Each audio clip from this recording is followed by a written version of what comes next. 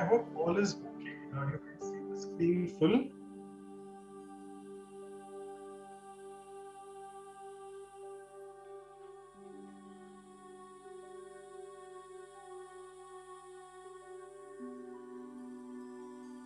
Sister Anu, Sister Shruti. Well, can you hear me? Yes, Manoj brother, we can hear you. What was the question? The question is, it's just showing me again and again, please move this window away from the shade. But there's nothing. There is nothing. Don't worry. Let it be. We see the screen fine.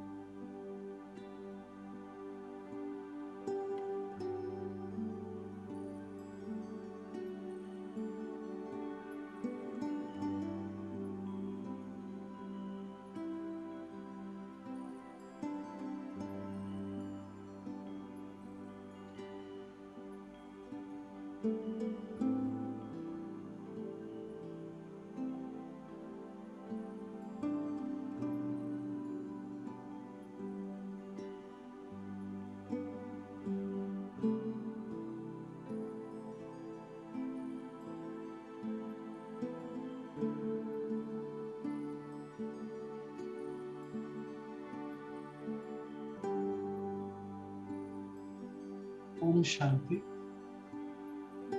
Welcome all of you. The values workshop number 14 on the field. So let's few minutes in silence. Try to understand this perspective, what is unity.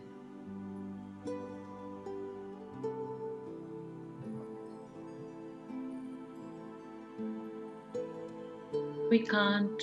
The music is louder. If you can please reduce.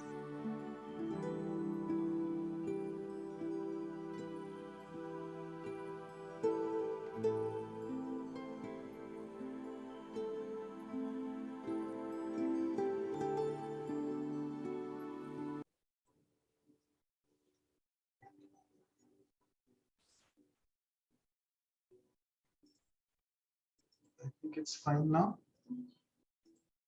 Slightly better. Yeah, the music can go down because your volume is interfering. But now I can't hear music. So check if you are playing. Oh, because you're not sharing. Okay. Sorry for this. I'm in a different system, not at home. I'm at Gyan Sarovar. So it is a bit challenging for me to get used to the new systems. Yeah, I'll just share the sound. I think the sound is audible. Yes, you can make it even. Yeah, it's good. We want to hear your voice and the meditation. So, no worries. So as I was saying, let's try to explore the meaning of unity in depth today through the workshop. And in Hindi, it's a beautiful word called Ekta. Ek stands to be one. reduce music more. We want to hear your wordings, Manoj bhai. Don't want to miss that. Sorry. So for today's workshop, I'll just raise my volume here. So from today's workshop, let's hope we can try to identify as being one. All of us, beautiful souls, sparkling energies that we are. And that is the oneness which all of us actually possess. So from today's workshop, let's try to renew this perspective What is being oneness, being in unison, being in unity?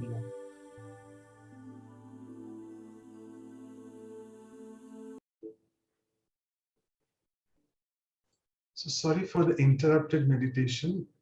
Apologies. The systems can be a little bit taxing on you. So welcome all of you. As I said, I'm joining from Gyan Sarovar. And is it still very low? There are many people saying can't hear words. Is it still very low volume? We can hear you. I think the music Okay. was interfering. Yeah.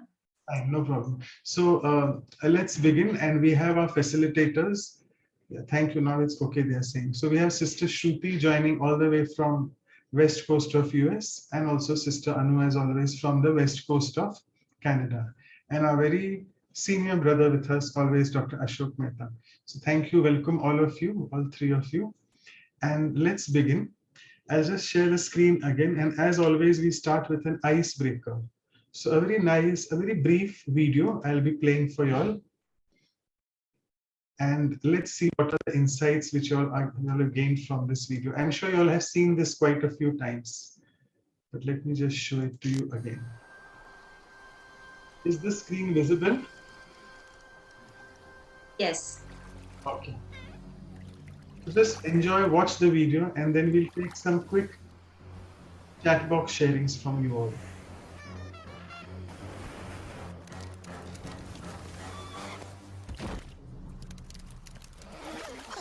It's smarter to travel in groups.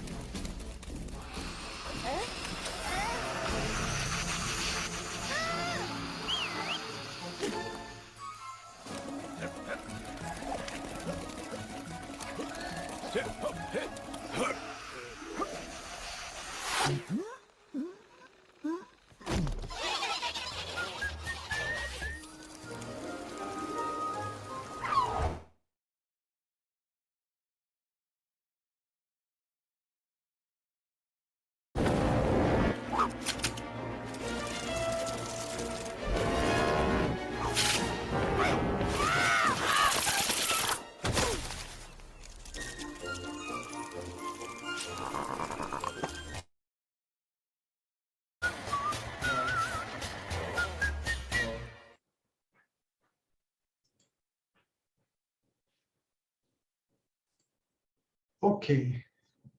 So I'm sure you saw three nice examples of small funny creatures, very funnily, but it was a big meaning behind that. So all of you can just quickly share in the chat box. What did you learn from this? Unity is strength. Fantastic, Mandeep. Unity is victory. Okay. Unity brings victory.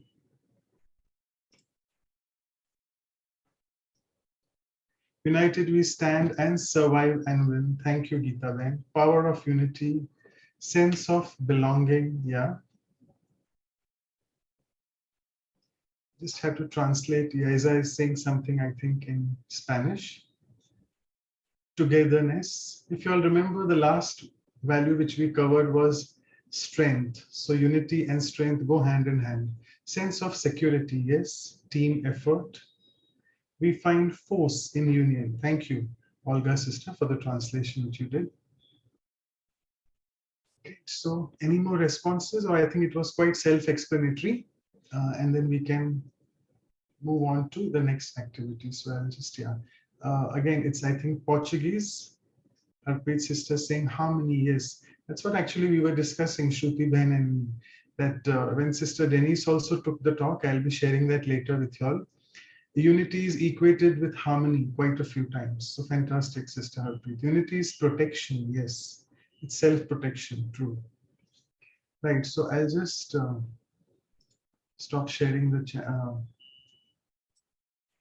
Okay, what does one hand have to, two hands have voice?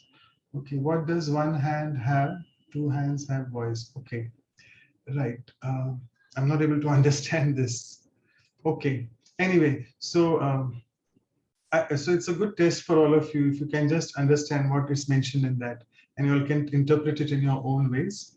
So I think the time is up. Let's move on to the first activity. We have quite a few participants, almost nearing 80. So thank you all for joining and also being a part of these workshops all the time. It's a good way to learn and try to inculcate the value into our lives through these various, very simple but highly effective and reflective exercises. So over to Anu sister for the first activity. Thank you all of you.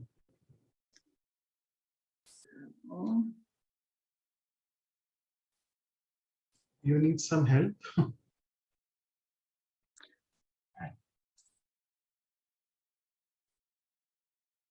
thank you so much, Manoj brother. No, so every time the technicality gives us a little bit of hard time, but yes.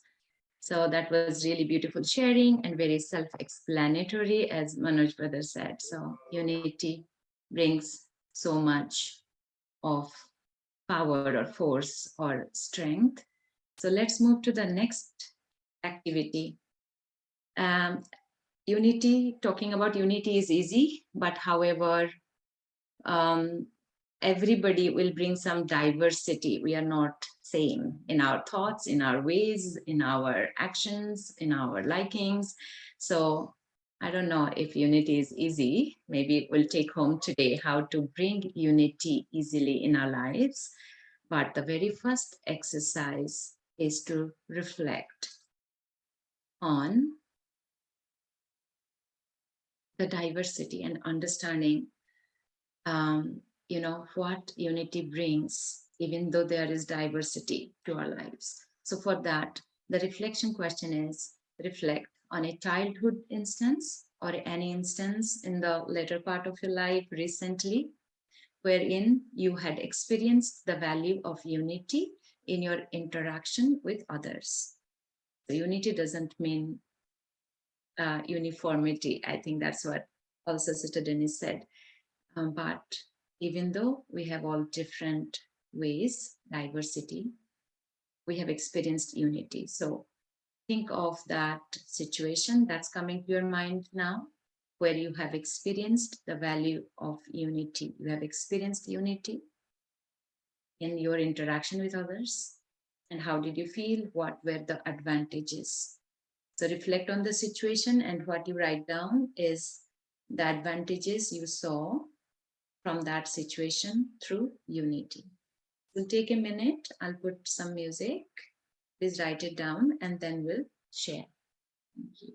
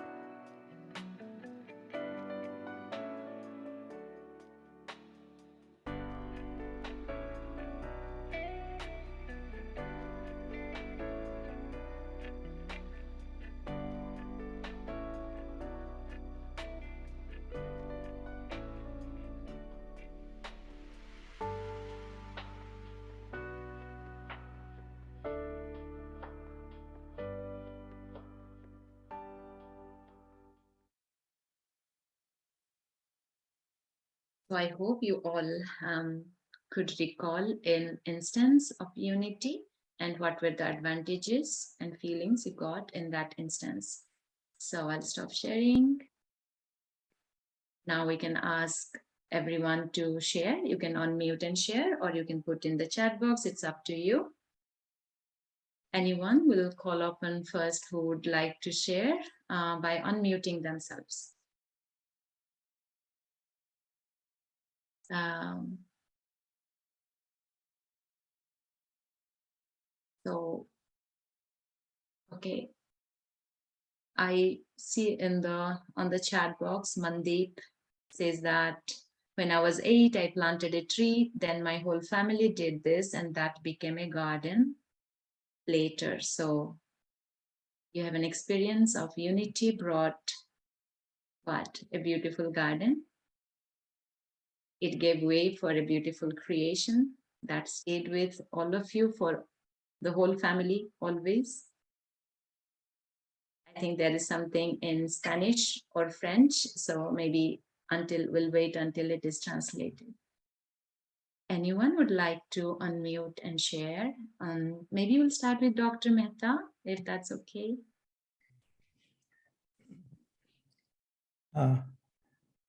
If you look at our independence struggle, we had nothing. We had no arms. We had only strength of the numbers of unity.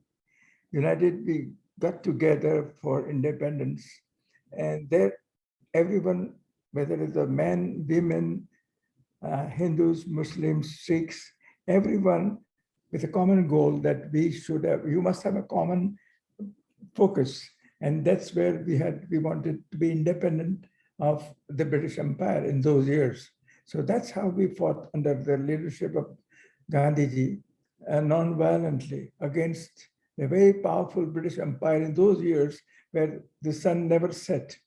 So I think that shows the power of unity. Such a beautiful sharing. That's right. When like our focus is on that one goal, one aim, and then all different kind of people came together, no matter what were the differences. And we got the whole India independence with smaller number comparatively even always. That's beautiful. Thank you, Dr. Mehta. There are a lot of messages on the chart I am seeing, but anyone else would like to unmute and share any story in their life? But focus is that, what came out of it. So what are, where or was the advantage of the unit? Anyone? Om Shanti. Om Shanti. I'm Kathy from France. Yes, Kathy, go ahead. A very simple experience to share. During a small retreat, we were a small group of sisters, and we prepared meals together, and there was much happiness, much lightness, it was very easy. And I think unity induces cooperation, efficiency, harmony, and creativity. Wow. The list, I hope Shruti sister got it right. Cooperation, creativity, these are the two values I remembered. What are the other two, Kathy? Harmony, efficiency. Harmony and efficiency. So beautiful. In a retreat with, again, different, behaviors or character traits or sanskars we call, and a lot of happiness, joy we experienced with cooperation, harmony, efficiency, and creation. Beautiful. Thank you, Kathy.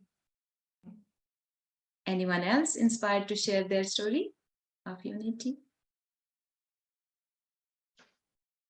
I hope you reflected. If you didn't, write it down. Reflect, take your time. Because in our life, we experienced so many times the unity, but maybe we don't notice it or don't value it, it is missed. To keep the value of unity in our conscious mind would be very beneficial. Maybe I'll read few points that was shared on the chart on this. The unity brings force and cooperation. That's what sister from Spanish says. So another sharing is I work with all attorneys in state government, and before going to court to argue a case, they all get together in a group to listen to the one person argue, and they all give advice to improve, and the department wins most cases this way. So that is where you saw the unity. So listening to that one case and then improving it or gathering strength for that will bring victory, winning. Yaiza says experiment. Oh, okay. Uh, I can't read Spanish or Portuguese or French. Sorry about that. I'm sure whoever can read, they can read. Yeah, so Rukmani says exactly same experience for independence of Mauritius as Dr. Mehta shared. Okay, Brother Manuel in Portuguese, he has translated unity in diversity. I Sí, find. Om Shanti. Okay, Om Shanti, brother. Buenos días.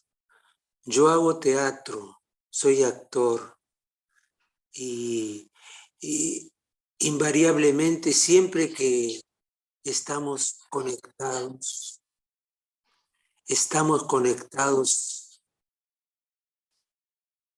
los actores, cuando no hay, digamos, distracción, tampoco hay celos o ciertas, ciertas desavenencias, ¿no?, entre los actores. Thank you so much. Entonces la función sale muy bien. Es indispensable ese tipo de unión de criterios comunes, ¿no? Sin eso no puede haber una buena performance.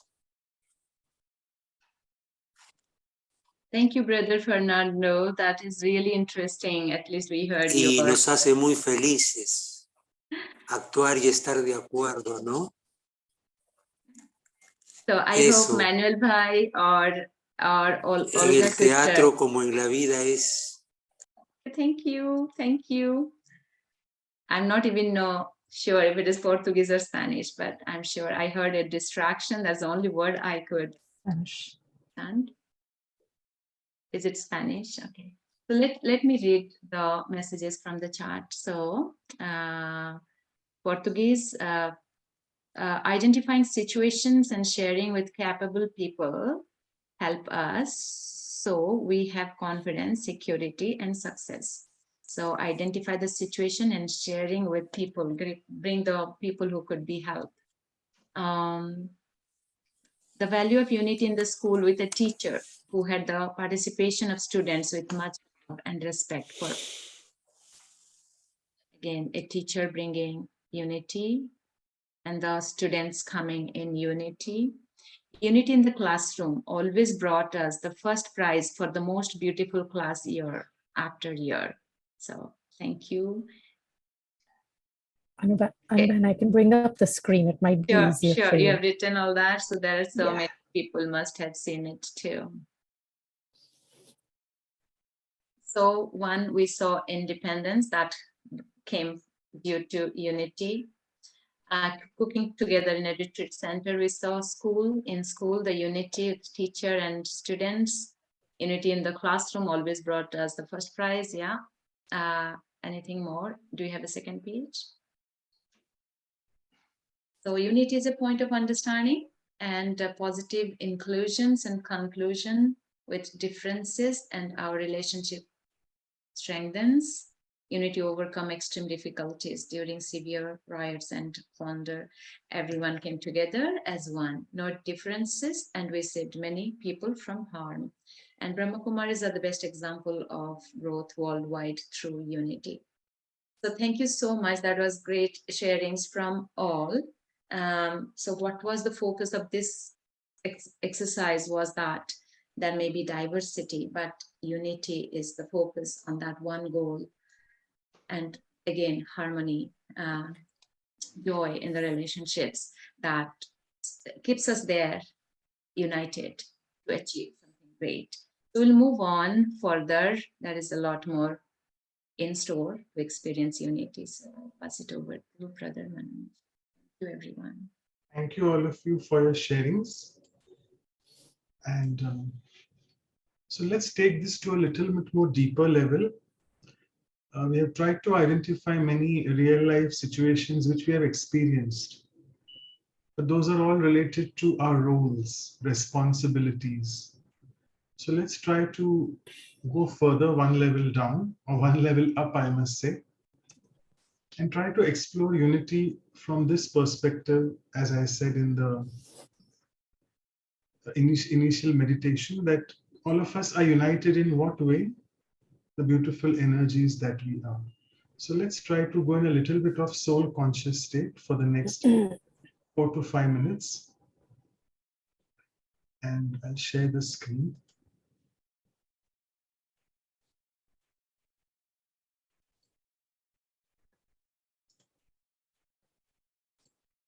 So let's sit back, relax, take a deep breath.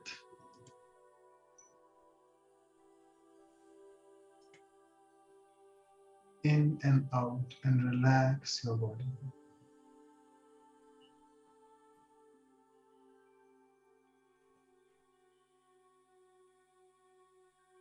And visualize yourself, all of us in this meeting,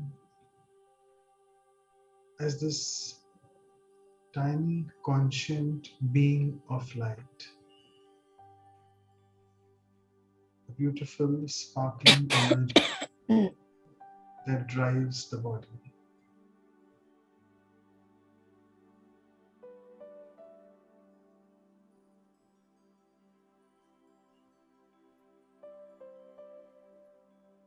All of us have different roles in life, different responsibilities to play. But what is the one thing that makes us truly united?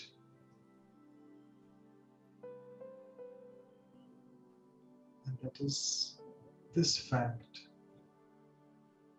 that we are all indeed souls, playing the roles in life with each other.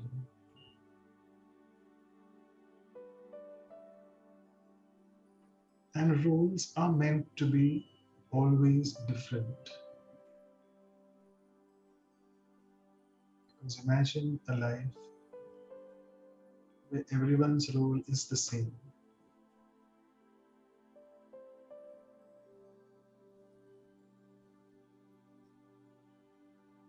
It would be so boring when each one of us would have the same role.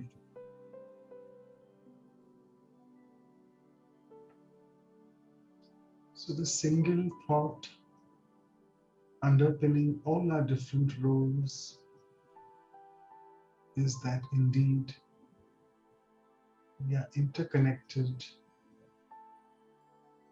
as energies with each other.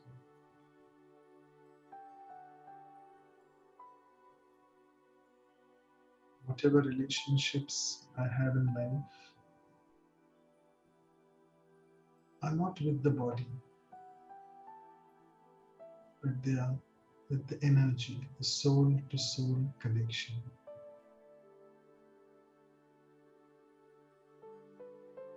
And once I realize this deep secret of myself, that who am I,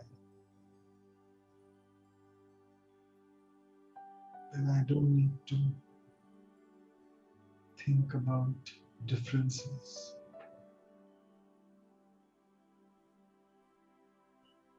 And then differences would indeed be a part of the divine world drama,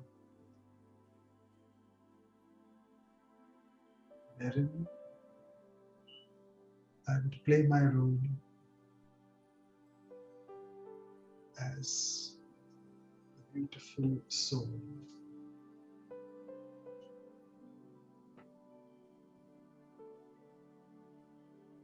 A beautiful hero part in the world drama.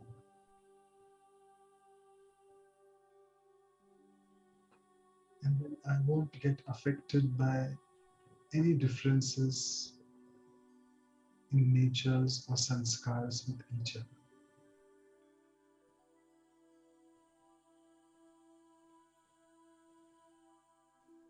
So with this beautiful thought. Let's move on to a very beautiful exercise. We always say the action planning, and always Sister Shruti does it. Thank you, Sister Shruti, for that always. So let's move on to the next time. Over to you. Thank you.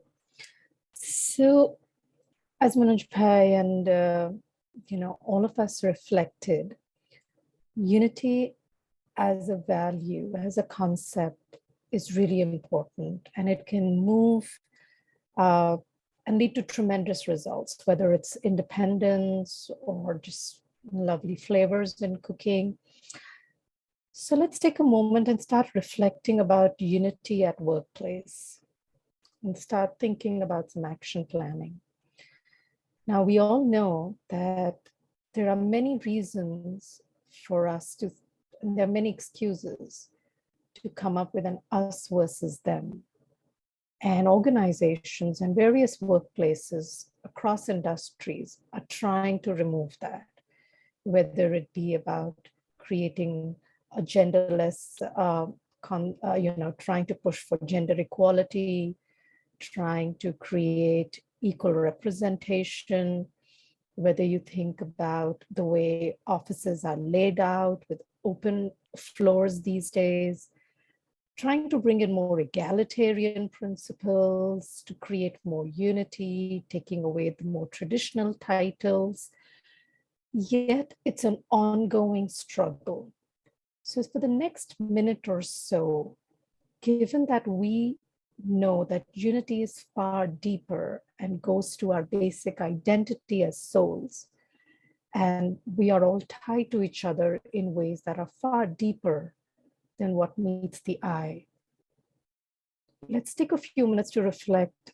What are the few ways that we can bring in or we can adopt to bring more unity in our own workplaces, no matter where we work? If we are homemakers and we are at home, yet how can we bring more unity in family members or our neighbors or our communities? Often the word that is used in Hindi is kutum. The exact translation is family, but it goes deeper. It's about treating the community as a family. So no matter which role you're playing and what you call your workplace, let's take a minute to reflect on what additional value could you possibly bring and how you can further increase unity in that environment. So I'll just play some music to help you focus, and then we'll come back to reflect.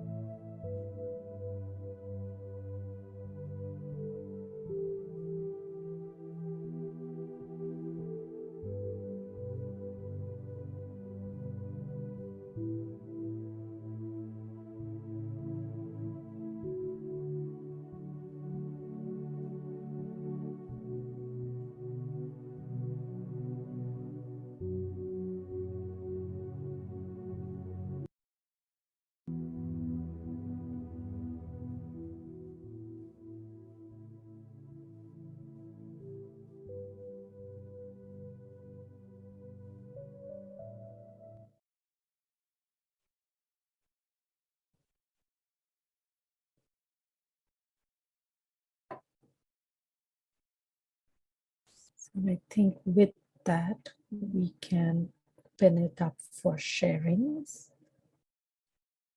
I'm already seeing a few responses come in chat, and I'll start with reading a few of those, but this is the time when we can unmute and share our thoughts. The first one that we got was from Rukmini saying, adopt a common set of rules that guides our actions. Very nice. Peter says to accept everyone as they are. Goes back to that point that unity doesn't mean uniformity. Rukmini saying, make it a point to value each one's contribution to a common goal. Very nice. I see some Portuguese, and I see one more over there which says, what comes to mind is respect and openness to listening to different viewpoints and to all concerns. Very nice. And then Harpreet says, seeing everyone's qualities. I'm going to pause here from reading and turn it over to anybody who'd like to unmute and share.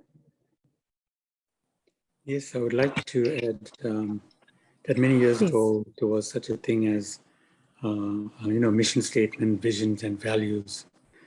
And, Still are. and somehow I think that we've sort of moved away from that and get caught up in our daily activities. We need to go back to those vision and values, which held high values for us to work together. And we need to constantly behave as leaders, possibly in a workplace, that our behavior must match those visions and values. So, and that's in any organization, even in the Brahma Kumaris as well. What reminds us of our aim and objective all the time. So we need to keep that in place always for that unity. Thank you. Very right, very nice. It clearly expressing this mission, vision, mission, and values, and making sure that the leadership is really displaying it. And very true. Would anybody else like to share? Thank you. Okay, I would. Om Shanti. Yes, please go ahead, Geeta. Yeah, please go ahead, Geeta. We'll come back to you, Brijpal Bhai. Yeah, go ahead, Geeta. We're sharing. You are. Please go ahead. Okay. For me, unity is not necessarily only against something to stand, but for going towards the same goal. If everyone brings own perspective, sanskars, which we can share and create new, it always makes our physical or spiritual world more beautiful. For example, two colors when mixed make another shade. And or if we share 2 or 3 colors like side by side, then it makes a beautiful pattern. So unity is always for open-mindedness, sharing different values, because everyone doesn't know everything. So it is towards our own progress, whether it is physical world, Laukik world, or in spiritual world. Very nice, very nice. That's a beautiful sharing. Thank you, Sister Geeta. I mean, there's a lot over there. As long as there's a common goal, if we can accept the diversity in thought and approach and thinking, whether it's the Laukik world or the spiritual world, certainly in the colors experience. Yes, we share the same love. Very nice. Would anybody else like to speak? Yes, Brijpal Bhai, please go ahead. Yes. You're muted, Brijpal Bhai, if you can unmute. It's okay now.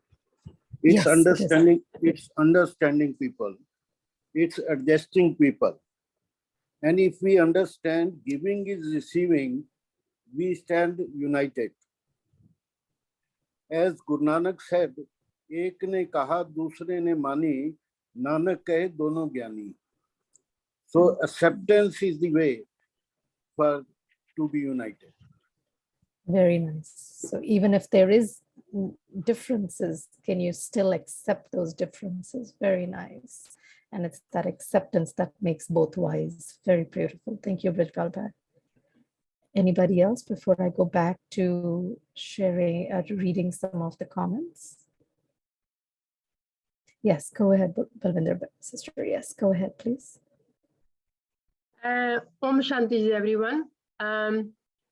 Before we get started our journey, even at workplace or in family situation, if as individual I know myself, who I am unlimited power. I am on this trip, on this journey, and my focus is to enjoy my journey, my trip make wonderful, and as well as other travelers. If I can keep this thought in my awareness, in my consciousness, 24 hours a day, then judgment, comparison, he or she is competent or not competent or gossiping, it will finish automatically. Then what will happen?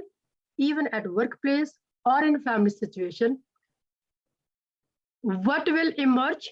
Caring, sharing, empowering, educating, uplifting, that will emerge automatically. For example, in family situation, I live with my two brothers door to door. When one family get COVID, then other two family, they think we have COVID too, right? Two healthy family, they put their best effort to deliver food, to deliver medication until unhealthy family becomes healthy.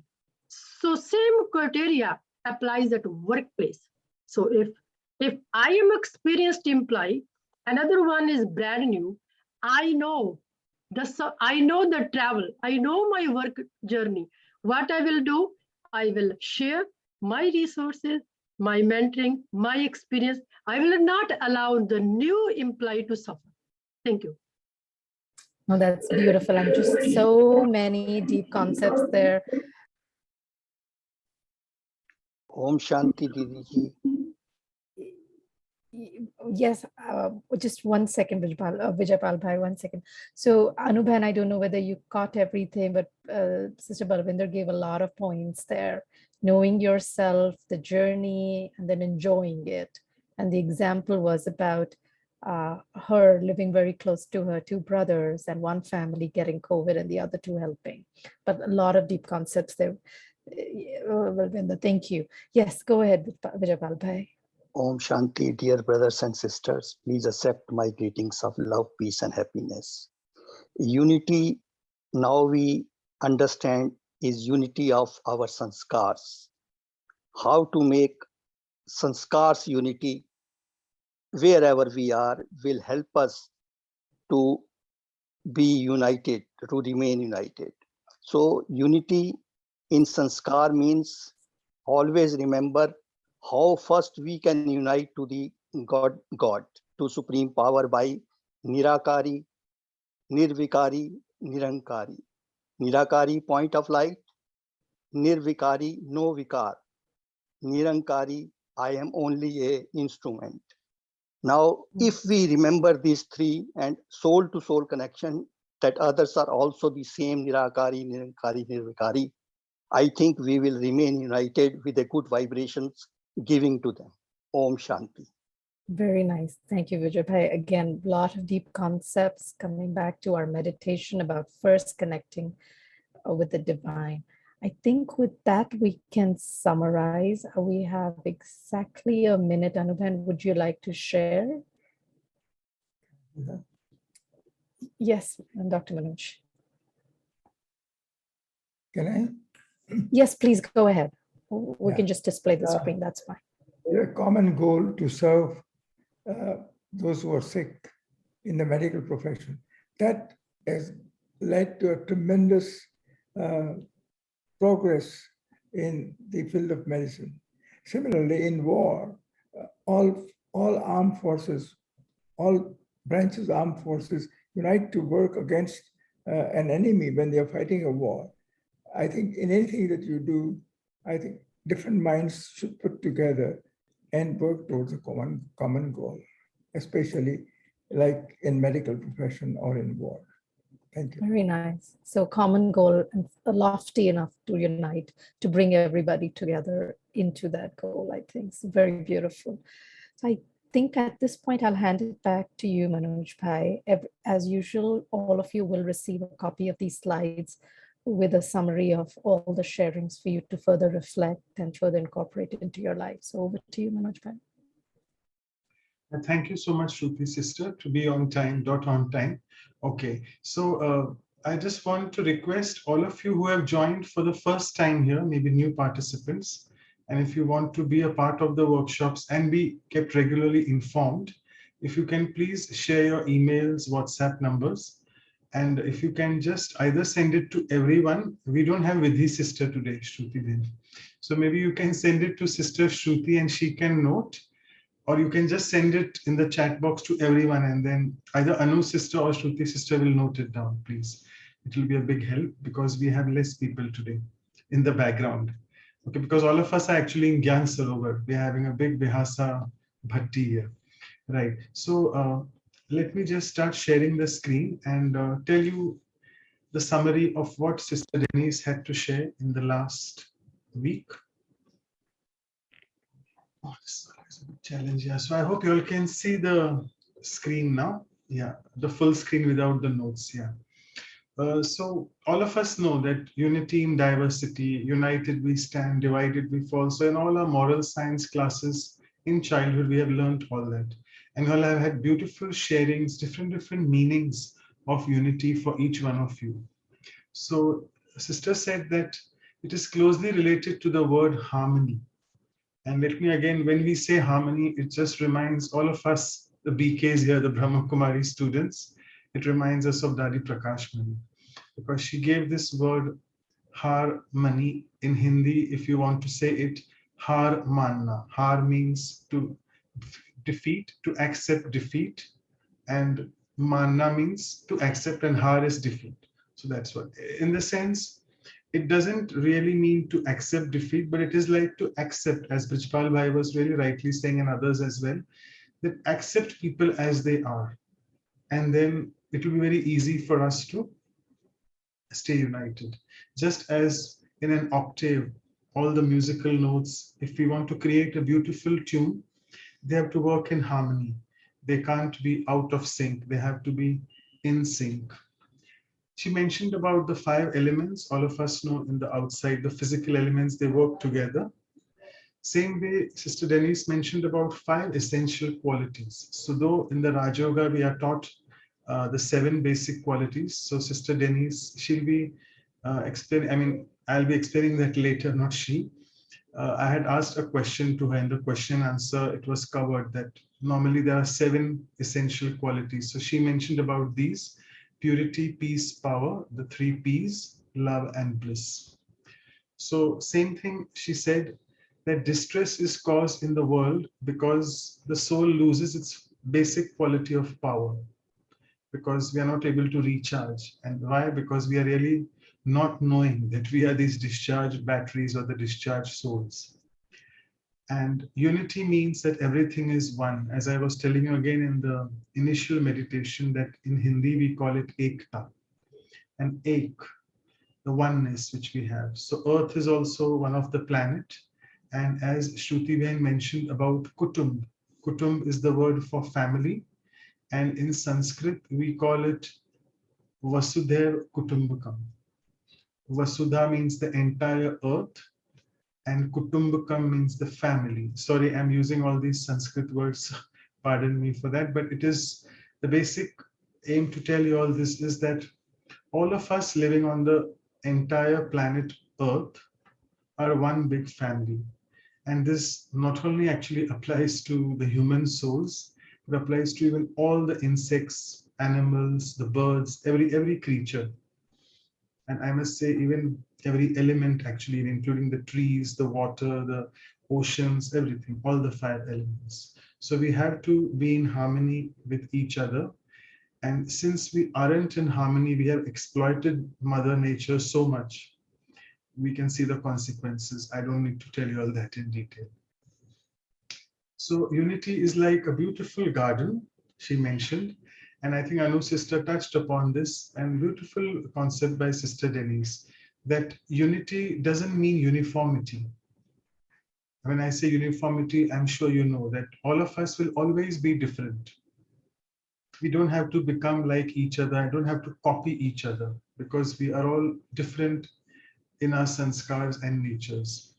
And it is indeed a beautiful concept that if you look at a garden, if you have the same flowers all over, it will be very boring, as I covered that in the meditation as well. So it looks beautiful when you have different flowers, the shapes and sizes, colors, fragrance. Same thing is like different butterflies as well.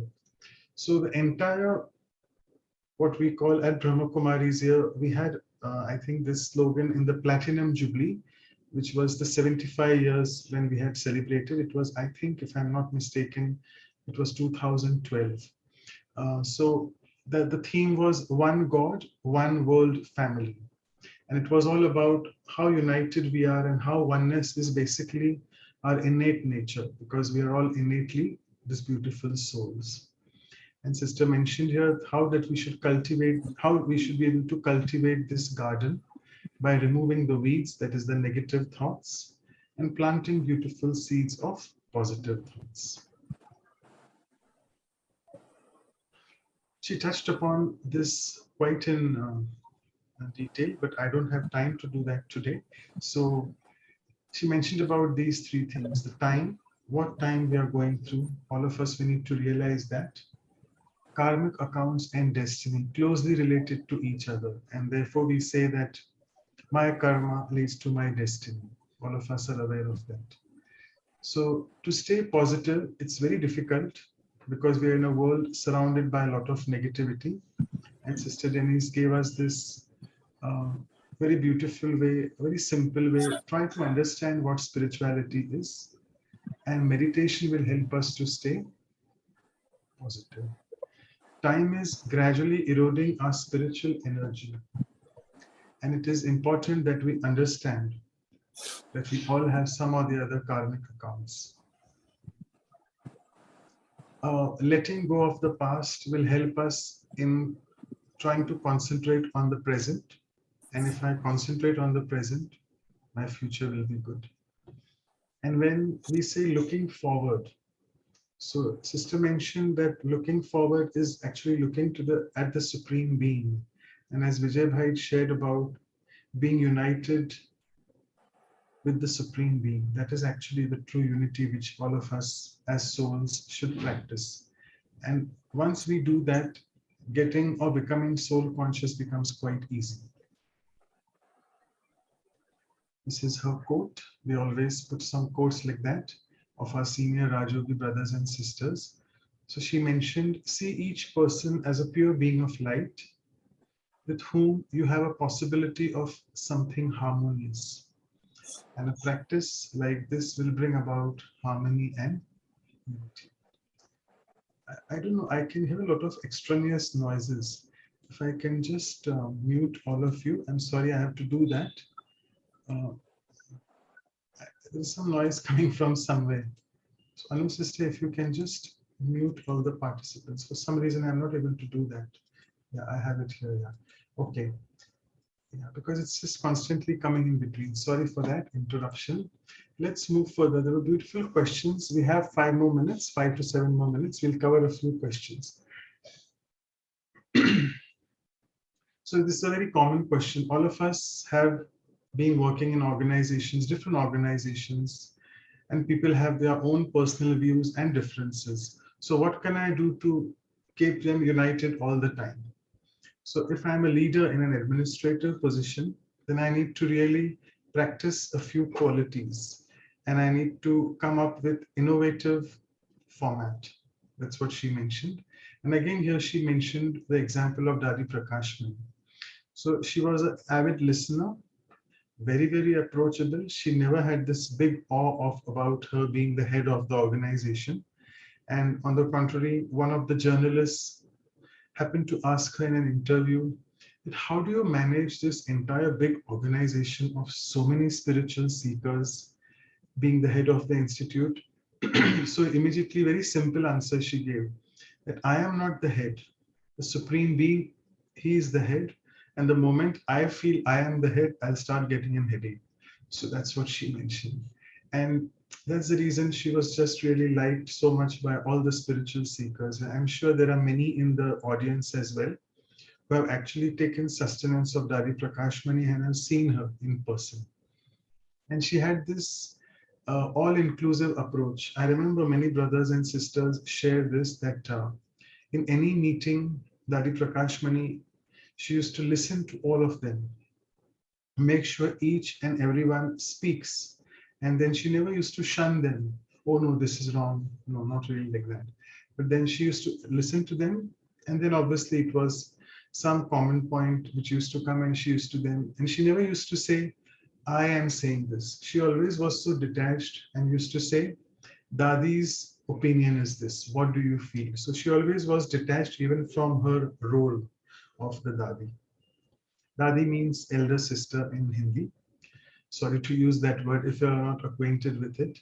Okay, the second question was, when there is competition within family, how to practice unity? And as we always say, we're all different. We just can't expect people to have same sets of sanskars, same food choices, same clothes choices, or everything in life, what we do, everything is so different. So instead of finding faults in people and situations, sister said, let's try to practice the Sahaj Raj Yoga, which is Sahaj means easy. So it is means practicing spirituality while being with people, very well being aware, as we covered in the meditation, that yes, I know people will be different, but what I have to look at them, when I'm looking at them, what I have to look in them is the soul they are, the energy they are, and learn to accept them as again and again this word is coming up. And this can come if we start practicing the 8 spiritual powers. Actually, all of you know that we have started these values for life special events, 1 power every month. So since this topic has come in, so because Sister Chandru has left the body, all of you know Sister Chandru was one of the powerful souls and had started the service in US and Canada with Sister Denise. So her funeral is there on the day when we are having the next power, so we have to postpone it. Anu sister would be doing the announcement soon. So we'll be not having any power talk this month. We'll be doing it in July instead. Let me move on to the next. Yeah. Someone asked, my family is not spiritual and I wish to follow the spiritual lifestyle of BKs. How do I strike a balance? A very common scenario all of us have to face. So Sister Denise said, please don't expect appreciation from people, because it is the big dependency which we have.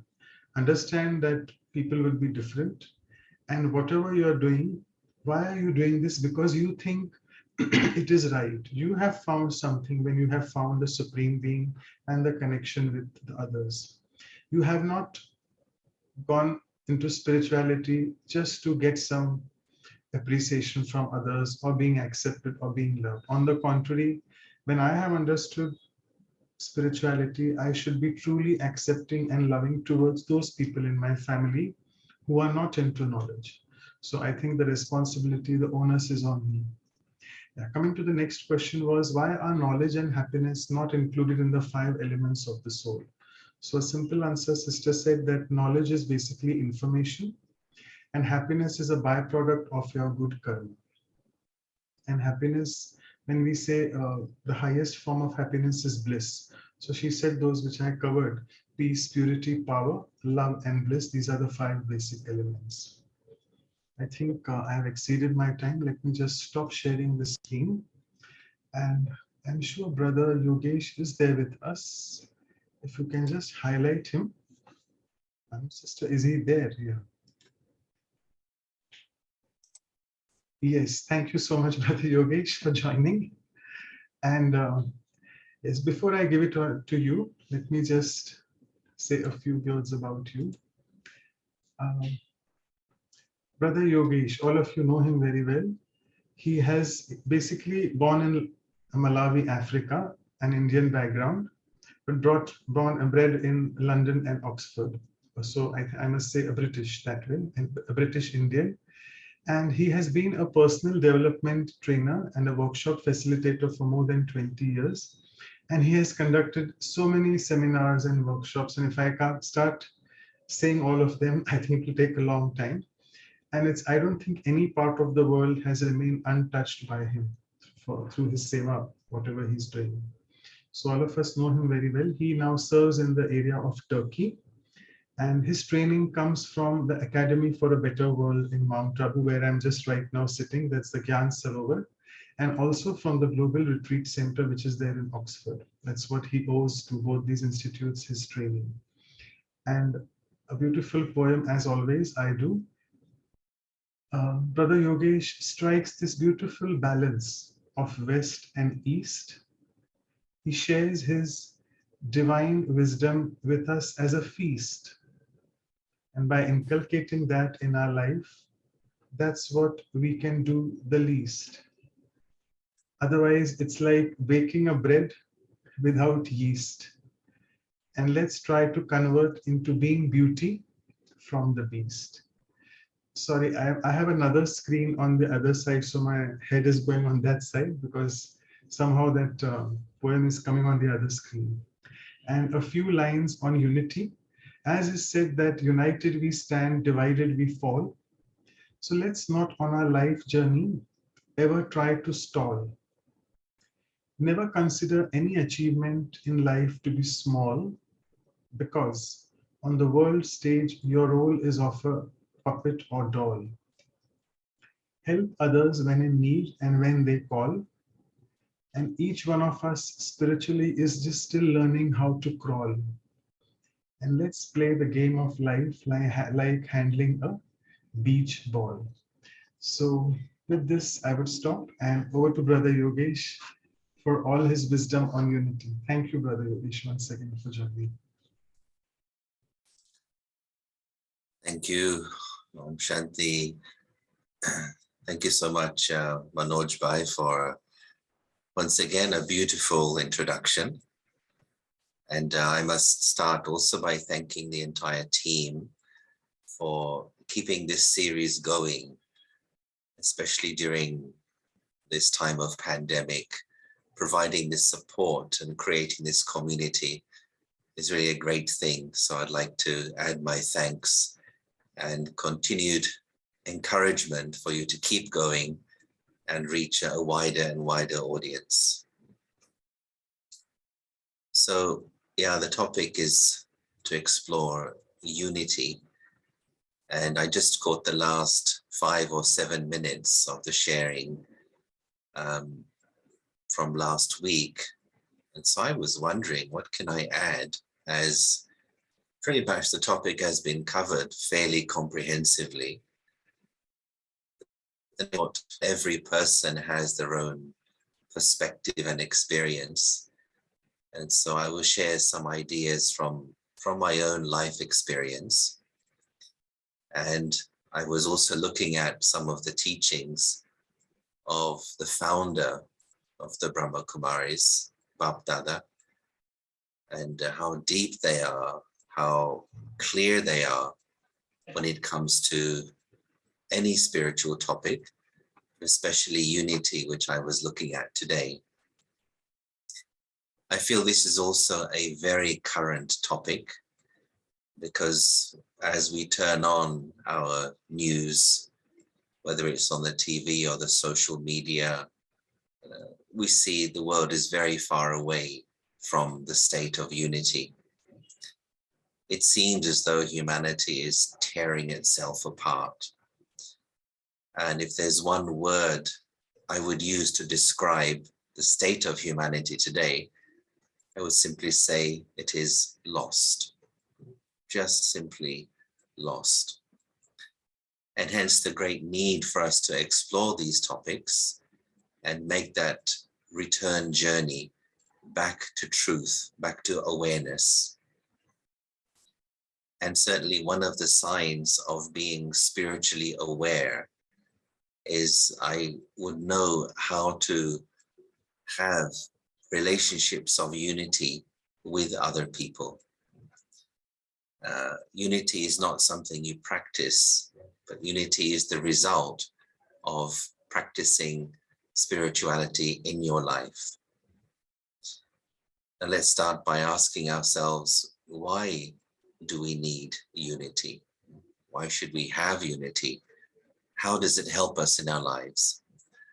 I'd like to share screen as well and show you a few different slides here. So let me see if I can start with the first one here. Here's a saying I like very much.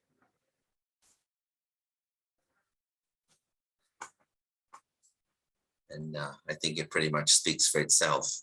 If you want to go fast, you can go alone, but if you want to go far, then go together. It applies to everything in life.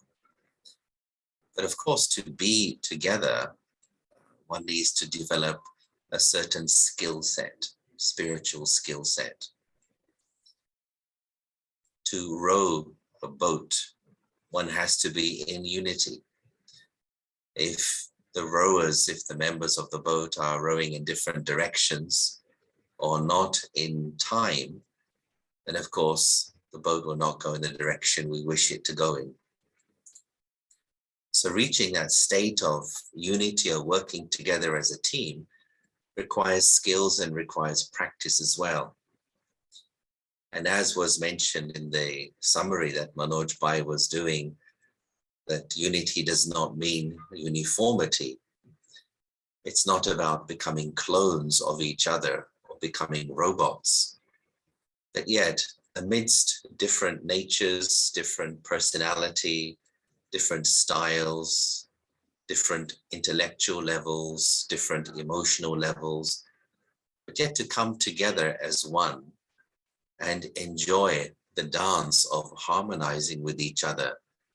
That's really the challenge and the gift of spirituality.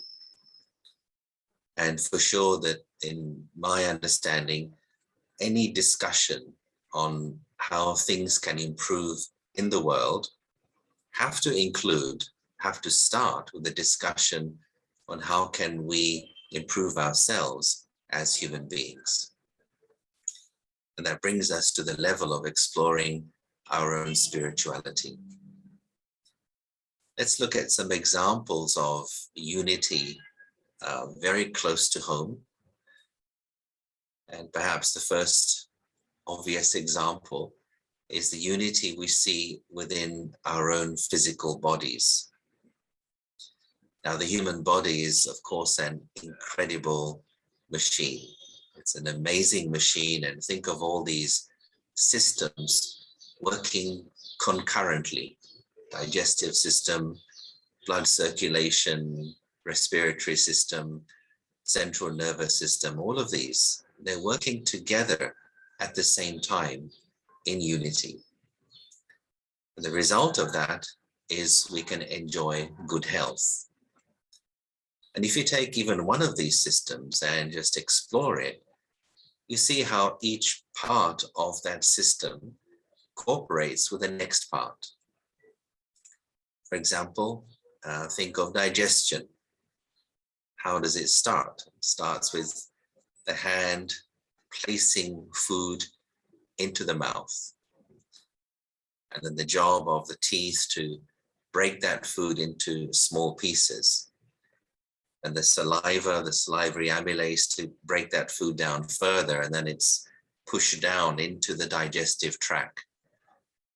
And further, then it ends up in the stomach. There are stomach acids which will break it down even further. And the blood will transport the nutritious energy, the vitamins, etc., to various parts of the body.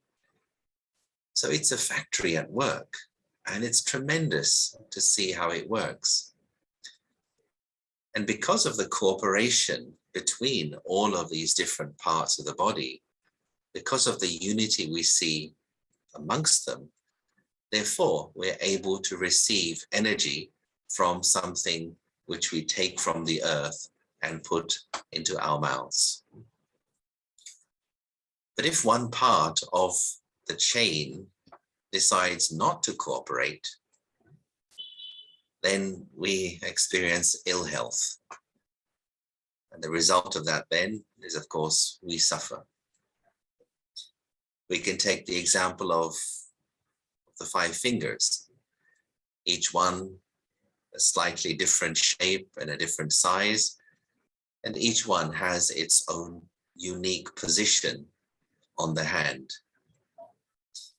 But yet, if the thumb were to say, well, I don't want to be here, why should I be stuck on the side here? I want to be in the middle. I want to be the boss, the one who is seen in the middle. And if this one says, why am I here? Why can't I be there? If they fight amongst themselves, then we cannot have a hand. But yet, since each one is different and each one has its own unique position, therefore, when they come together, you can lift something up and you can perform this extraordinary act of writing with a pen, tapping into the keyboard and so on. So we see how unity is all around us and our body is displaying the power and the benefit of unity. So one of the lessons we can learn from that is, in order to have unity, I need to value others around me. Now, it's very easy to see shortcomings, weaknesses, faults in others, and we kind of live in a world in which that is very much the culture. Media is full of people pointing fingers at each other and saying, it's their fault. We are doing this because they did this to us. They say, no, no, no. We did that to you because before you did this to us. Ah, but we did that to you because before that you did this to us. And so we live in a world which is a culture of blame. And the result of this is only madness. So to be able to bring ourselves out of that type of thinking, one of the things that helps us, even in our micro environment, whether it's family or it may be your workplace, is training myself to see the value in another person. Even though somebody may be 99% terrible at things, there may be 1%, one little thing that that person brings to our little group or our team. And if I see that, if I value another person's uniqueness and individuality, it will generate from me feelings of appreciation, feelings of regard and respect. And this, I feel, is really the key to bringing about unity, meeting the needs of another individual. Now, why this is a challenge is because those needs may be hidden away beneath what we can term as bad behavior. So for example, let's say a person is displaying negative traits. It could be bossiness, could be arrogance, it could be jealousy, etc. And if I simply see that behavior, it can generate from me feelings of antagonism or anger or irritation. But spirituality teaches us, do not see the bad behavior in front of you, but extend your vision to see the need of that individual behind that bad behavior. And I'm using the simple term bad behavior. Whenever anybody behaves in a bad way, the individual, the soul who is behind that is suffering. So what do I see? Do I see the behavior I don't like?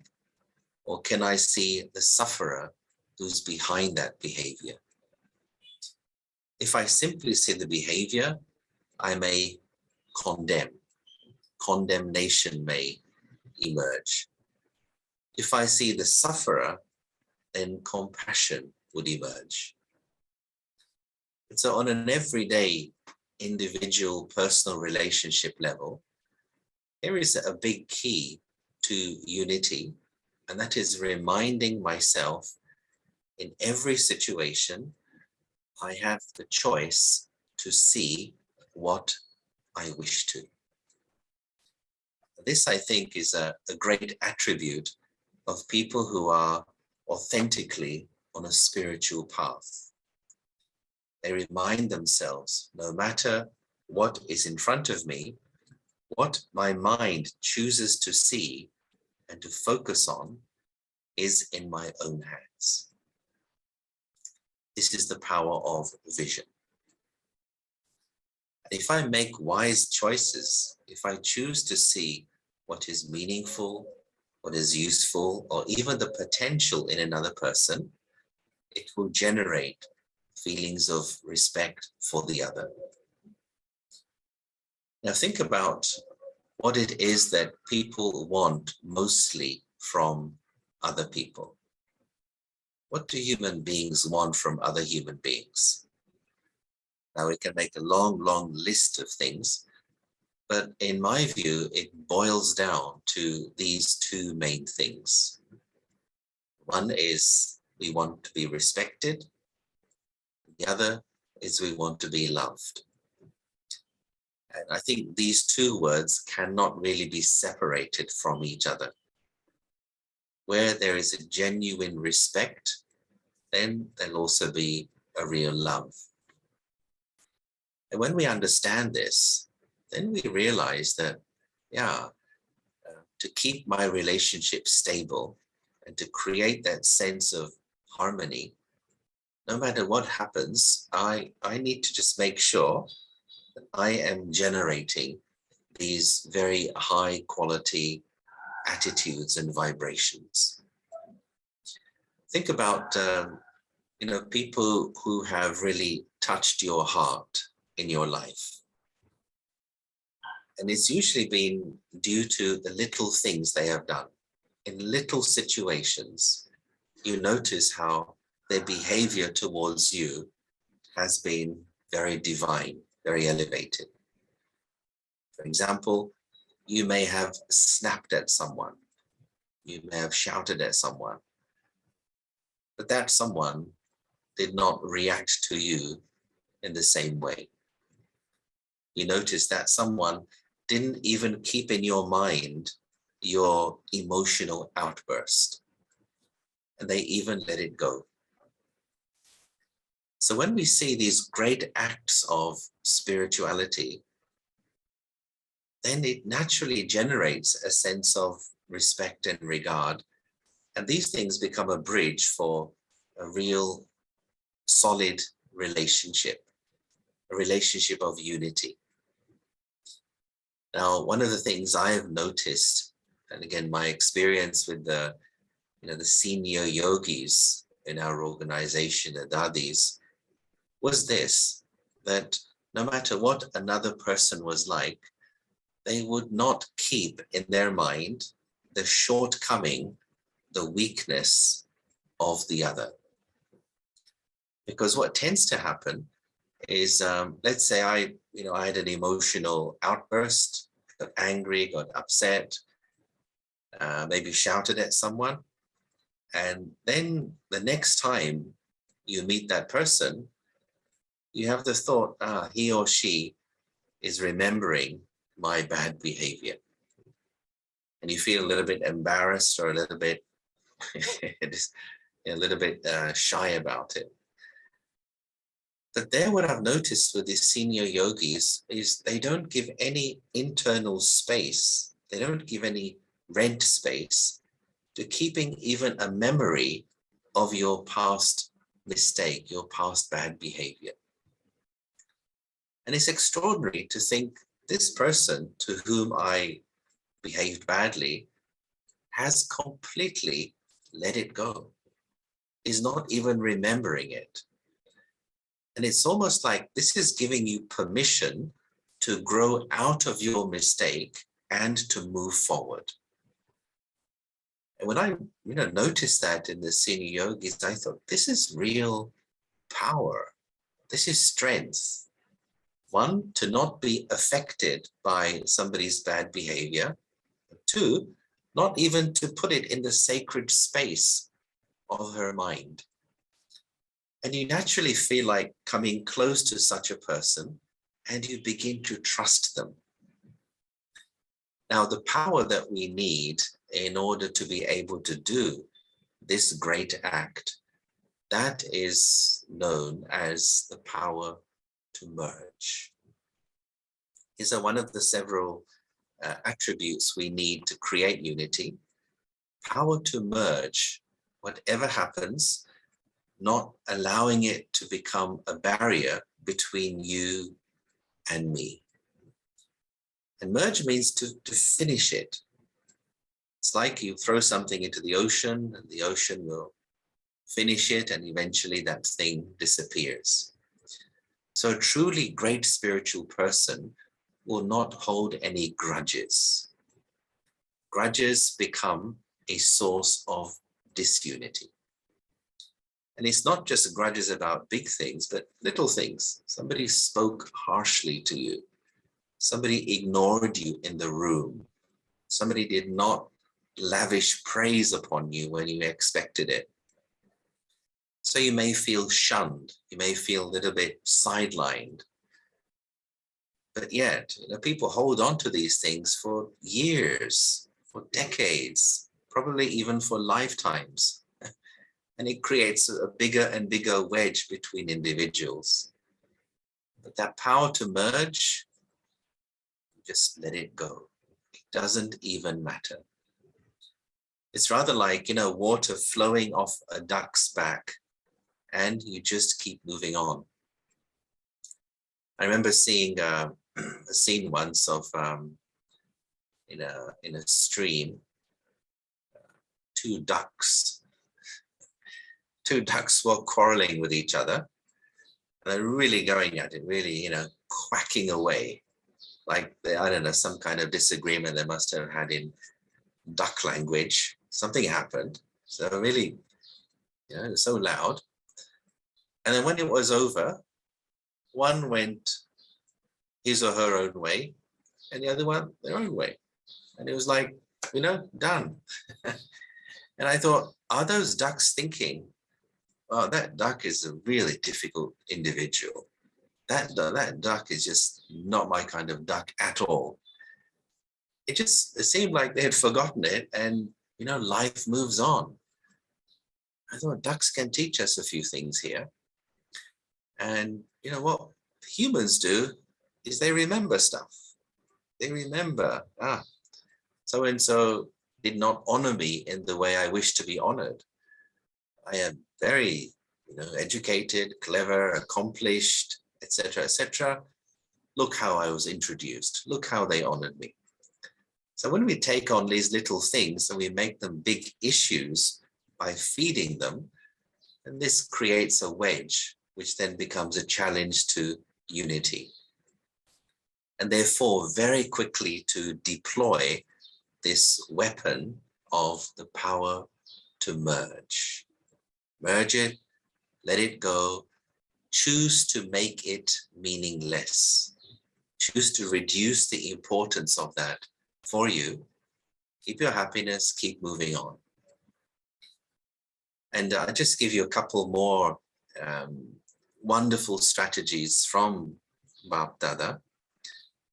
And one was this, which I liked very much, that let's say, for example, you are a student sitting for a written examination. And so in the exam paper, there are all kinds of questions. And there may be an unusual question in the exam paper. Now, if the student begins to think like, why is this question here? This should not be here. What was the examiner thinking when he or she wrote this question? So now in the exam, you have to answer the question, not question the question. If I'm busy questioning the question, the time will finish and I will fail the exam. But at that moment, I simply have to answer the question. So too it is in life with those who are spiritual students. One of the ways we see life is as a school. So sometimes life will throw a question at you. And all I have to do is to answer the question. What kind of questions? The questions are all to do with practical life situations. So a simple one, somebody insults you. And the question life is giving you there is, do you have self-respect? Even when you're insulted, do you have self-respect so that it doesn't bother you? So there, if I think of why this person is speaking to me in this way, then I am questioning the question and I will fail the test. If instead my focus is on, at this moment, I choose to maintain my dignity. I maintain my self-respect. If that's my answer, then the situation passes and I don't get flustered. I don't get upset. I don't get irritated. And that's called passing the test. If you can pass through any situation with your self-respect intact, that is called victory. If you're able to maintain this inner state of cleanliness or purity, that's what leads to unity. Purity leads to unity. Purity meaning purity of your mindset, purity of your feelings, purity of your attitude, purity of your vision. If within all of these things there is grudges, bitterness, resentments, if I'm holding on to these, it's impossible for there to be unity. So we learn to be in a continuous process of self-cleaning. Clean yourself inside and remove any bitterness you may be holding on to from the past. So that's one strategy, is answer the question, do not question the question. Second strategy I like very much is when something happens which may be challenging your peace of mind or your happiness, just remind yourself that this is just a side scene. Do not get sidetracked by going into a side scene. Stay on the highway of life. The highway means maintain your peace and happiness, maintain your dignity, and continue to share that with others. Do not get trapped in the side scene of this happened, which shouldn't have happened, or the behavior of someone bothered me. Do not even give an extra second to think about it. And we need these strategies. Why? Because we live in cities, we live in a world where everyone has their own way of thinking, their own intellect, their own approach to things. If you were living in a cave somewhere by yourself, maybe you don't need these 8 powers. Maybe you don't need to log in and listen to these talks on virtues and powers and values. But if we choose to live and work with other people, then yeah, we need the power to merge. We need the power to tolerate. So purity and unity, this is one formula. And the thing which partners also having the power to merge, the partner of that is to have faith in each other. And that's again a very important lesson in the spiritual university. Because it does happen that each person, no matter how good they may be, each person is on their individual journey. And sometimes it happens somebody is having a bad day or a bad hour or at least a bad moment. That person may not be behaving or performing to the highest dharana standard, which means the highest level of spiritual behavior.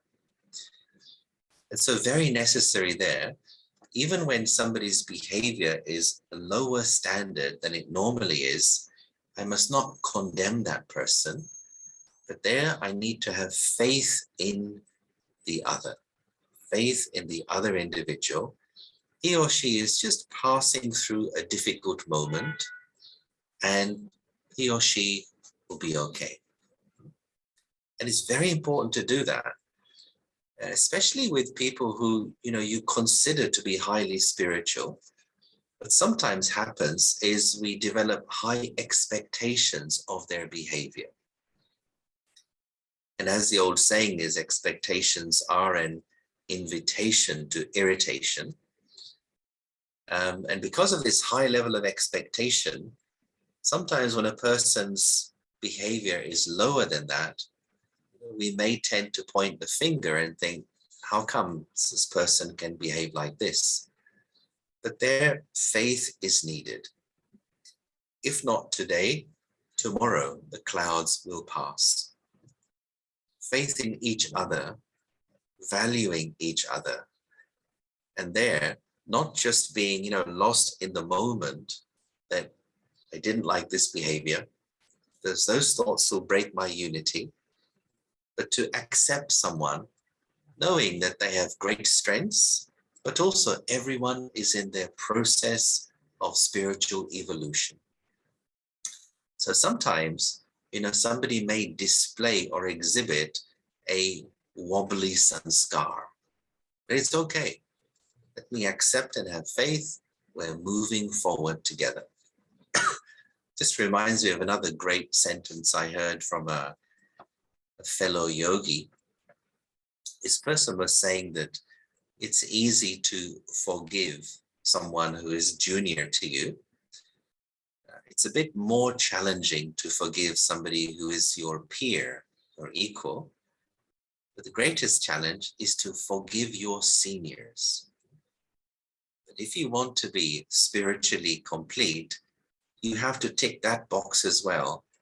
Was I able to forgive even those who are senior to me? Senior could be in any capacity you wish. But that's a great thing. One of the signs of real spiritual maturity, even somebody who I expected to behave at a very high standard didn't, I must learn even to forgive that soul and not hold on to any hurt within my own heart. Now, I'd like to share a little bit about the importance of our intellect in this whole process.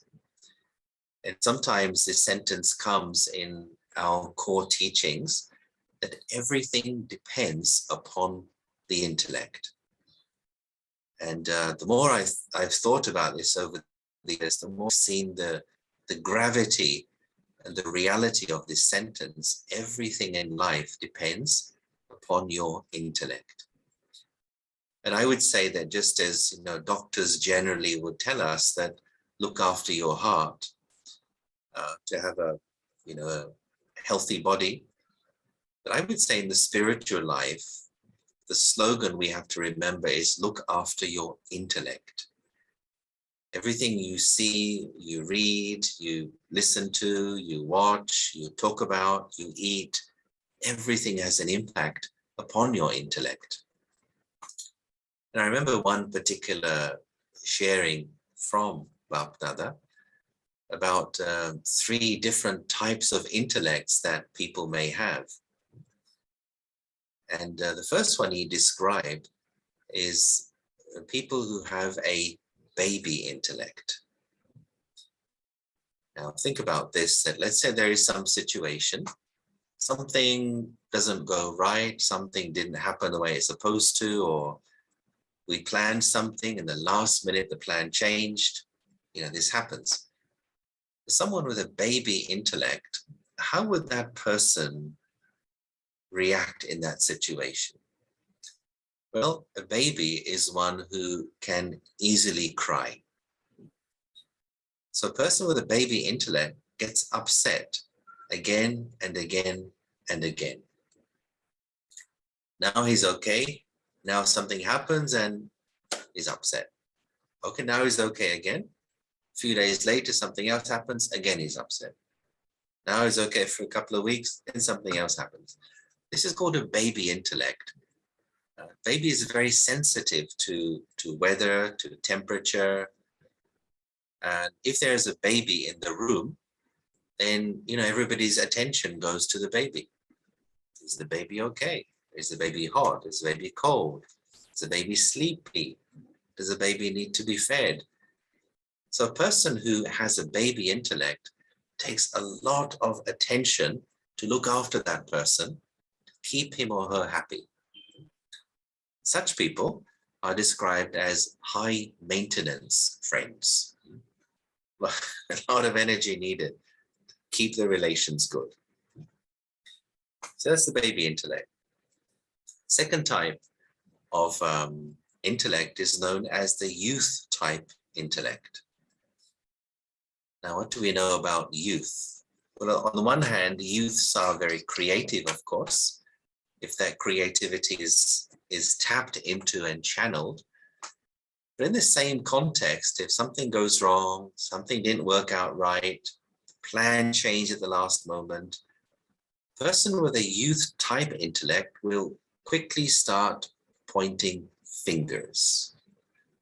Such a person will ask, who is to blame here? Whose fault is this? Who needs to be punished? Who do we have to a little bit, make that person disciplined?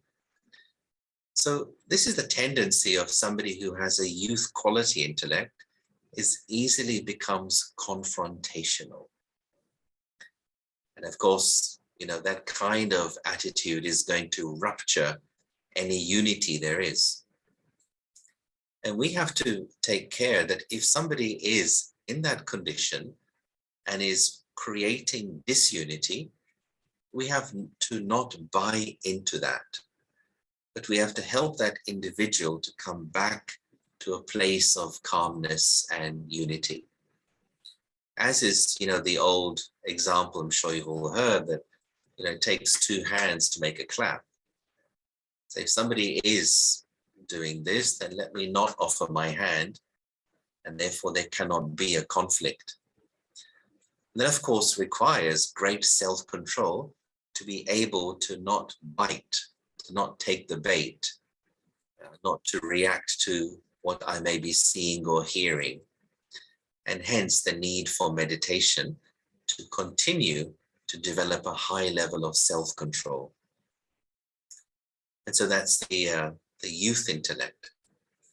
But then there's a third type of intellect, and this is the mature intellect.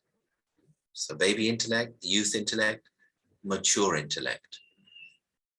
So in the same situation, something changed, something didn't work out, we didn't get the result we wanted. A person with a mature intellect has this great speciality of being able to see the significance beneath the situation. And that's the key which makes a person mature. Do not just see a situation, but see the significance, the benefit hidden beneath the situation. As you know, in Hindi, we call this raz, being raz yukt. See the significance beneath the situation, knowing maybe today something seems to be wrong, but after a few days, this will be very beneficial for us. There is benefit hidden or benefit merged in the situation, and it may take a little time for that benefit to make itself seen and known. And when there's a person around who has a mature intellect, he or she remains very calm, very steady, very balanced, and other people also become steady and balanced in that person's company. And this is a great example of someone who really is a carrier of this energy of unity, brings other people together by not getting into blame games. Understanding that things take time. If you want to see the benefit in something, sometimes you need patience, sometimes you need to wait. And I feel this is part of the game of life when approached from a spiritual perspective, is knowing that patience brings its own fruit. And as long as I am deploying spiritual values in my life to the best of my ability, there can only be a good result. There cannot be anything else. And so that faith in spirituality, faith in the self, and also faith in the process helps a person to be so balanced that we're able to help to bring unity within a group. And, you become like an example for others. It could be, for example, one person is bickering or complaining about the other. But if I, as a spiritually mature person, try to help the other to see the value in the person they are complaining about, it can help to train the mindset of the other. Yeah, let me see what is good in the other individual, what helps the other person. And if we all have this vision of seeing the best in each other, the result is unity. Let me share another screen here about the power of our vision. Again, some of you may have seen this before, but I remember this phrase from, again, from one of Bap Dada's sharings, that in the world, if everyone starts seeing each other as a spiritual being, as a soul, all the problems in the world could be solved. Now, why this is so is because, certainly in my understanding, everything in life is essentially an identity issue. And if you look around the world, people identify themselves in different ways. Some parts of the world, people identify themselves by their race, the race of their body, their physical race. Other parts of the world, people's main identity is religion. What's your religion? In other parts of the world, people's identity is based upon their caste. Which caste do you belong to? Some parts of the world, people identify themselves by their tribe. Which tribe do you belong to? Who's your tribal leader? Or in some places by their social class and so on. All of these are identity issues. And the most pressing need today is to explore identity. And hence spirituality approaches this question very directly. Who am I and who are you?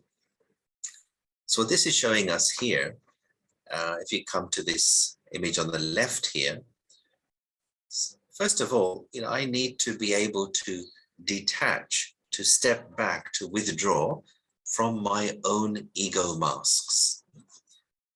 And all of these are part of what we call as your physical identity. Race, the culture, the religion you're born into, nationality, age, social status, all of that. So first I need to step back from that and experience my truth as a spiritual energy, a spiritual being, or a soul. So that's a big work in itself, to be soul conscious.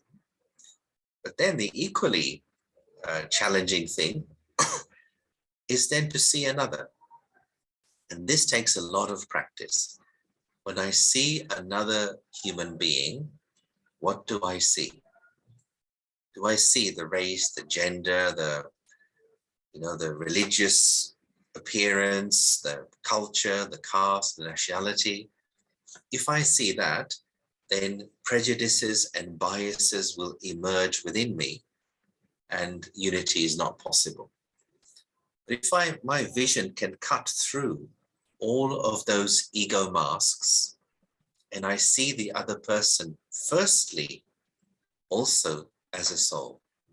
Firstly, as a spiritual being. This then creates the bridge for communication. And this is so important. And often, we talk about this as the main lesson in the spiritual practice, the practice of soul to soul vision. Think of all the problems you see on the news today, all identity issues, because people see the ego masks, and the ego masks fight with each other. But I can only really see somebody else as a soul brother, as a soul, if I first see myself as that. This is a question of practice. Now, world unity is another subject, but our main thing is, what about unity in my relationships? My immediate family, my friends, my colleagues. How much unity do I have in my own life? And again, it's a question of vision. What do I choose to see? It's going to finish off with one last thing, because I think Manoj, I'm due to do a little meditation also, if I'm right there.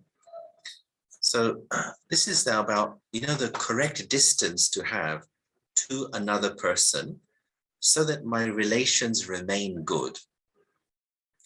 Now, in some parts of the world, people tend to be like this, quite distant to each other. In other parts of the world, including where I am, people tend to be like this, very stuck to each other. I think this is not good, but also I think this is not good. I think the right way to be with people is to be like this. Be close, be loving, be caring, be supportive, be friendly, but don't be stuck. If you're stuck to someone emotionally, if that person has a bad day or goes a bit crazy, it'll affect you a lot. If you're like this, and that person has a bad day or goes a bit crazy, you are stable. And your stability will help the other one to stabilize. It's a basic formula we learn. The main formula for harmony, balance, and unity in human relations is to keep the balance of these two things. Nothing new for yogis, but detached and loving. And I find this is a lifelong project to get this balance right in all our relationships. It's a formula for unity. Now, if I am focusing only on being loving, for example, which tends to be the case for most people, they become over-loving and they forget about the detachment, then too much love changes into these things. It becomes possessiveness. You try to own the person. Then you try and control their behavior. And if they don't behave according to your wish or your desires, you may put pressure on them to do so. And further, you may make demands. Unless you do this, then I will not do such and such. And it continues, the malaise continues to worsen. It becomes an attachment. And then jealousies arise, etc., etc. So all of this is, the result of the love becoming emotional love. All this is emotional love. Why? Because it's missing the detachment. If we go too far on the side of detachment, again, in some cultures, they become like this, too detached, then a person can become very cold and distant. Their behavior is very formal.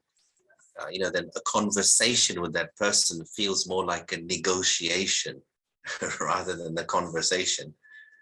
They can become rather aloof and uncaring, etc. So the aim, to work on is this nyara and pyara, detached and loving. And when I've seen this in the spiritual masters, these dadis, it's incredible to think, wow, this is a very high state of spiritual growth. So much love, so much love, so much love, but at the same time, complete detachment as well. And that keeps the person very steady. And then, they're able to generate good wishes for you all the time. And that inspires you to also raise your standard to that level. If we're all working on that level, it creates harmony, creates a unity amongst us. And you really, you value the company of others more because it helps you to get to where you need to get to as well. So I think I should pause there and just check in with Manoj Bhai for any further instructions. Thank you. Okay, so it was good, very interesting to look at the small notes which you give us. That's really nice and a different perspective on unity. And I would request now Dr. Ashok Mehta and Sister Claudia, both the seniors with us as always, to propose the vote of thanks to Brother Yogesh.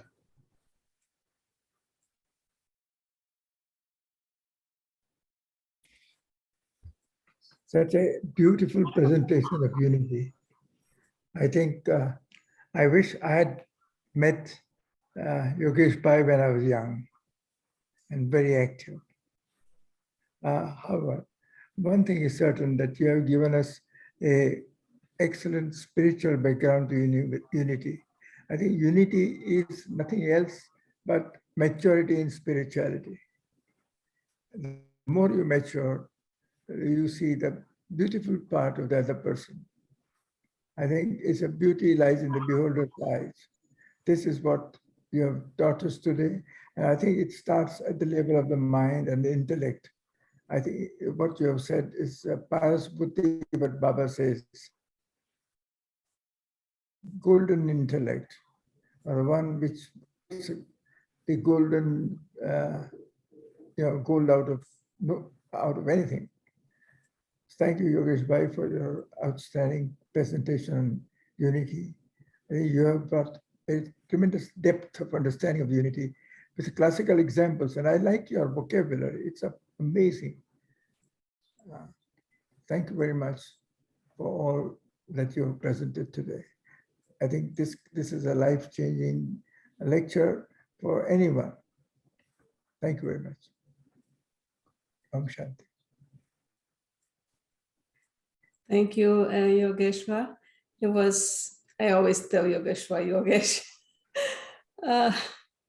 This was very nice presentation. I like when you point out how the cells, they need each other to work in unity. When one cell decides to move, that's when we have cancer and so many sickness comes. Even sometimes patient says, I don't need the 28 teeth. Yes, we do. If when you remove one, the other ones are not going to, you work the same way. So same way also when we are, like you said, with the 5 fingers, they all need each other. So if we keep that in mind, we need each other, we'll be able to adjust more to them. And then to live a life of unity, which brings us happiness too. Because when there is this unity, there is no happiness in the family or the workplace or the body or whatever. So it's very nice the way how you present. And I also like when you say it has to be like this, not like this, not like this.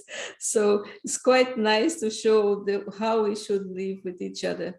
Thank you very much for talking to us today about this nice subject.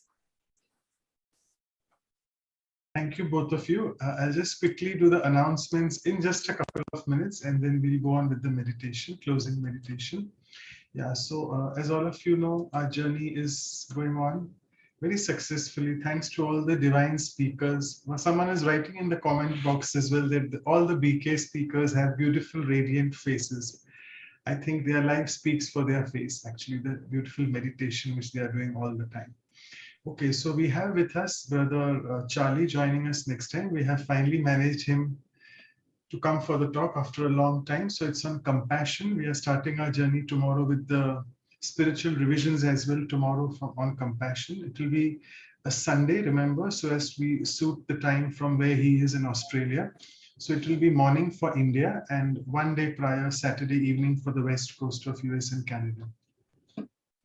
And as usual, the workshop after that follows will be with Sister Dipti. She'll be joining us for the first time all the way from South Africa.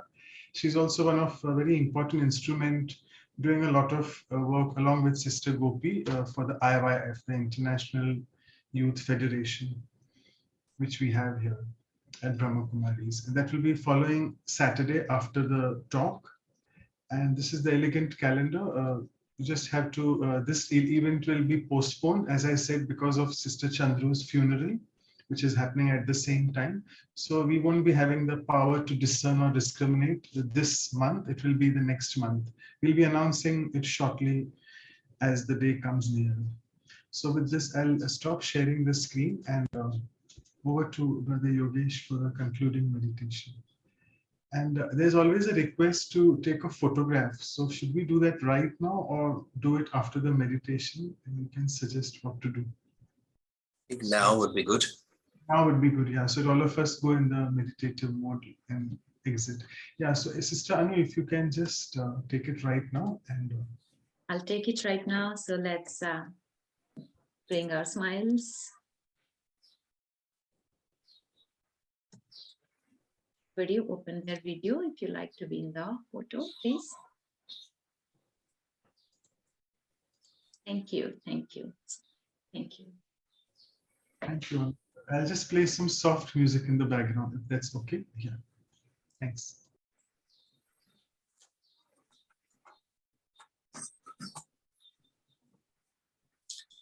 Okay, so I think everybody is aware of how to meditate. So to be alert, but also to be relaxed at the same time.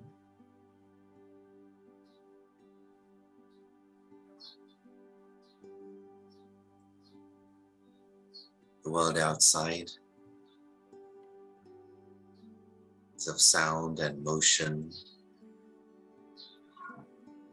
The world of action, the world of doing.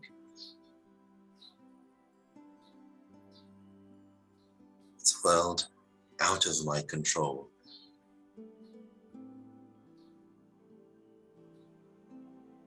But there is also a world inside.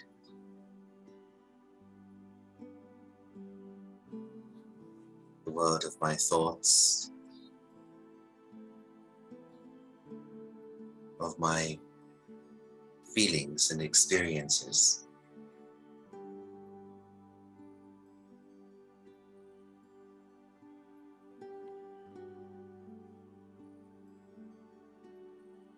The world inside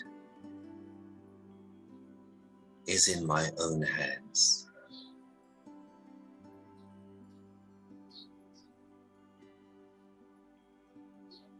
And so I start by reminding myself of the first reality.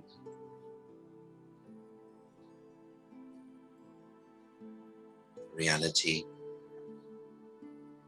of my truest identity.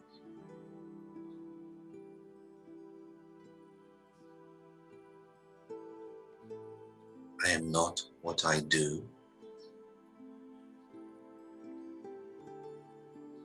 I am not what I have.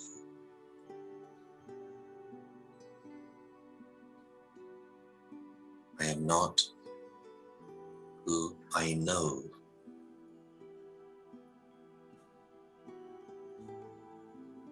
I am.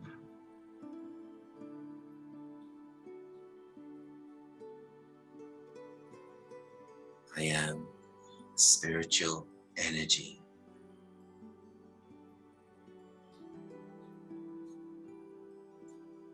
I am the spark of life in the center of the forehead.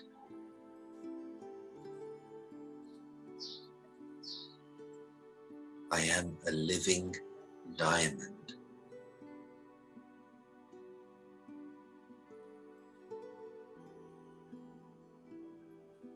And when I see another,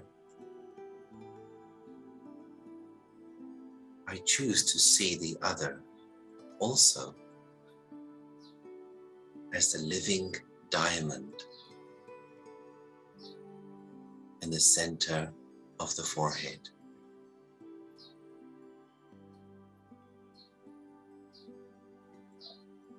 I acknowledge, I value, I honor the individuality of each one.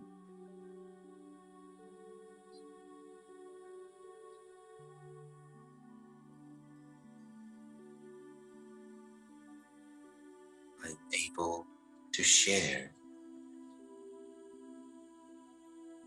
good wishes, genuine respect,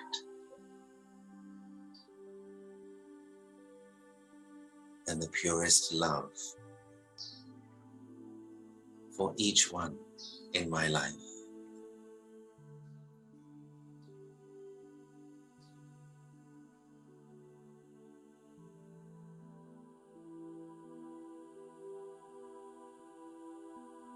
As that spiritual goodness comes out of me and through me, it also reminds me of my divinity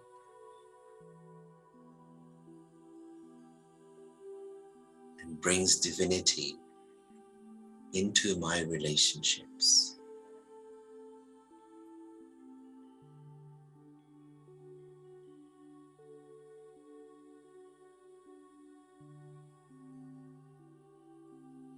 My divine and spiritual attitude brings comfort, brings respect, brings balance, brings unity in my life,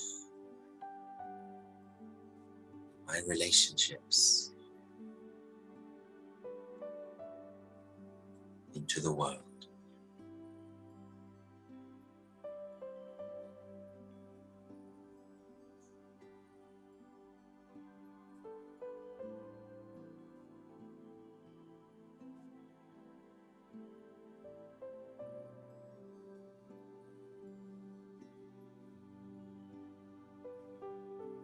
Om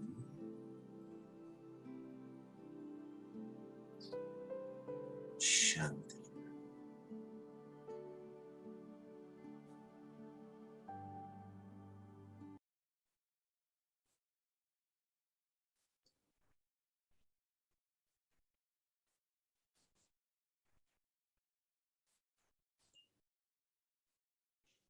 So thank you so much once again, all of you, and thank you so much immensely to you, Brother Yogesh.